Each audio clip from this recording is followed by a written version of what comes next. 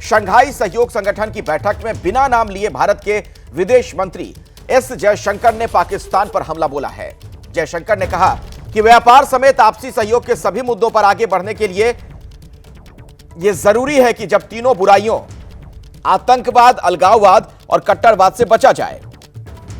अगर आपसी सहयोग में भरोसा नहीं हो, अच्छे पड़ोसी की भावना गायब हो, तो हमें इस पर आत्मचिंतन करना चाहिए और जरूरी कदम उठाने चाहिए।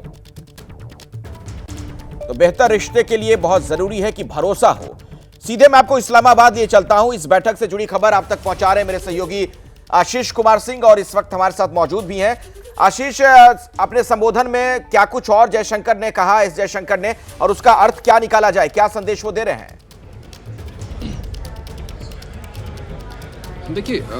बाकी बातों की बात करूं तो जो चार्टर में शामिल है, चाहे वो एनवायरनमेंट का मुद्दा हो, चाहे ट्रेड का मुद्दा हो, या फिर इकोनॉमिक कोऑपरेशन हो, काउंटरिंग टेरर हो, इन सभी मुद्दों को टच अपॉन किया डॉक्टर जयशंकर ने और कहा कि इन सब पर कमिंग टुगेदर की ज़रूरत है, मीटिंग ऑफ माइंड्स की ज़रूरत है, और वो मुझे लगता है जॉइंट स्टेटमेंट में रिफ्लेक्ट भी होगा। लेकिन दो मुख्य बातें थी जिसका जिक्र अखिलेश आप कर रहे हैं, जो सबसे मुखर तरीके से उन्होंने कहा, हालांकि नाम नहीं लिया उन्होंने, लेकिन बिल्कुल क्लियरली मैसेजिंग था, पाकिस्तान को सख्त संदेश था कि चाहे वो टेररिज्म का इशू हो, चाहे वो एक्सट्रीमिज्म का इशू हो, या फिर सेपरेटिज्म का इशू, अगर आप इसको थ्राइव होने के लिए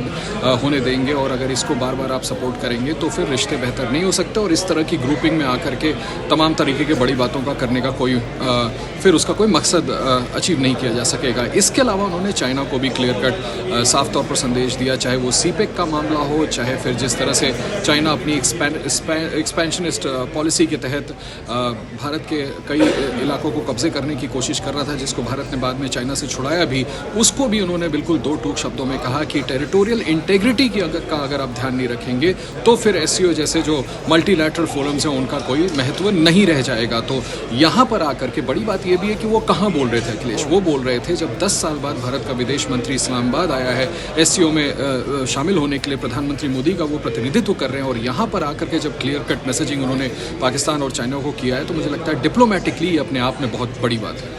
आप हमारे साथ जुड़े रहिए आशीष, मैं दोबारा भी लौटूंगा आपके पास। दरअसल बिना नाम लिए भारत के विदेश मंत्री एस जयशंकर ने चीन को भी घेरा। उन्होंने कहा कि आपसी सहयोग का आधार एक दूसरे का सम्मान और बराबरी का होना चाहिए, सबकी संप्रभुता का सम्मान होना चाहिए, एक तरफा एजेंडे के हिसाब से नहीं। तो चीन का नाम तो उन्होंने नहीं लिया, लेकिन चीन के लिए ही ये नसीहत। आशीष, जिस तरीके से हमने देखा है और चीन की शुरू से विस्तारवादी नीति रही है, तो उसको एक तरीके से कड़े शब्दों में एस जयशंकर ने इस मंच से एक नसीहत देने का काम किया है। और बड़ा सिग्निफिकेंट है अखिलेश, ऐसे वक्त पर जब हम ये स्पेकुलेट कर रहे हैं, इस तरह के राइट नॉइजेस भी सुनने को मिल रहे हैं कि भारत और चाइना के बीच में बॉर्डर डिस्प्यूट्स जो पेंडिंग है, देपसोंग हो चाहे देमचौक हो, उसको लेकर के कुछ फॉरवर्ड मूवमेंट हुई है, और इस बात की बड़ी गुंजाइश है कि 22 से 24 अक्टूबर के दौरान जब प्रधानमंत्री मोदी खुद रशिया का दौरा करते हैं ब्रिक्स समिट में हिस्सा लेने के लिए, तो संभव है कि शी जिनपिंग के साथ उनकी कोई द्विपक्षीय बातचीत हो। ऐसे मूवमेंट पे चंद दिनों पहले इस्लामाबाद में डॉक्टर जयशंकर का ये बात कह देना, ये बिल्कुल क्लियरली ट्रांसपेरेंट तौर पर दिखाता है कि भारत का पोजीशन बिल्कुल क्लियर है कि चाइना के साथ रिश्ते तभी सामान्य हो सकते हैं जब चाइना टेरिटोरियल इंटेग्रिटी का ध्यान रखे और अपनी जो एक्सपेंशन की उसकी नीति है उस पर कदम वापस खींचे, और ख़ास करके अगर चाइना इस तरह के कदम उठाने के लिए राज़ी होगा तो संभव है कि आने वाले दिनों में प्रधानमंत्री और शी जिनपिंग की वो बड़ी मुलाकात भी हो सके। उसके पहले उनका ये बोल देना बिल्कुल क्लियर कट मैसेजिंग है, और जैसा मैंने पहले भी आपको कहा कि इसके माध्यम से उन्होंने स्पष्ट कर दिया है कि ऐसे मल्टीलैटरल फोरम्स का भी कोई मतलब नहीं रह जाएगा अगर इन कोर इशूज़ को एड्रेस नहीं किया जाता है। तो आशीष, क्या ये माना जाए, जब भी कूटनीति की बात होती है ना, तो एक बात जो बार बार कही जाती है, बहुत ही मशहूर कहावत भी है कि हम पड़ोसी नहीं बदल सकते हैं, तो ये सच्चाई है कि ये हमारे पड़ोसी हैं, तो इनसे संबंधों को कैसे ठीक किया जाए, इनको सच्चाई से वाकिफ करवाते हुए, सही बात बताते हुए, इसी दिशा में ये कदम जयशंकर का माना जाएगा।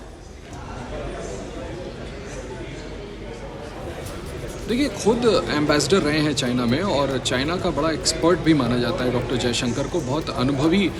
डिप्लोमेट वो रहे हैं। निश्चित तौर पर एक एक शब्द जो डॉक्टर जयशंकर कहते हैं वो बहुत सोच समझ के कहते हैं, भारत की विदेश नीति को वो डिफ़ाइन करते हैं। आपका बिल्कुल ठीक कहना है कि डॉक्टर जयशंकर जब ऐसे समय पे ये बात कह रहे हैं तो ये रिफ्लेक्ट करता है कि we can not choose our neighbours, लेकिन उसी को नेविगेट करना है। इरादा इंडिया का हमेशा कंस्ट्रक्टिव रहा है, और क्या वजह है कि अगर पाकिस्तान के बारे में बात करूँ तो ये डिसीजन किया गया कि डॉक्टर जयशंकर 10 साल बाद कोई विदेश मंत्री यहाँ आ रहा है और यहाँ आकर के भी अपनी पोजीशन चाहे पाकिस्तान को लेकर के हो चाहे चाइना को लेकर के हो, उन्होंने बिल्कुल कैटेगरिक तरीके से साफ किया है। तो भारत का मत बिल्कुल साफ है। भारत चाहता है इन दोनों देशों के साथ रिश्ते सामान्य हो, लेकिन उनके लिए जो प्री रिक्विजिट्स हैं, जो भारत की शर्तें हैं, उसको पूरा करना पड़ेगा। और चाइना के बनिस्बत इस बात का आपको ध्यान रखना पड़ेगा कि आप अपने कदम पीछे खींचें, जो टेरिटरीज ऑक्यूपाइड हैं उनको छोड़े तो रिश्ते सामान्य हो सकते हैं। बहुत बहुत शुक्रिया विस्तार से जानकारी दर्शकों तक पहुंचाने के लिए आशीष आपका।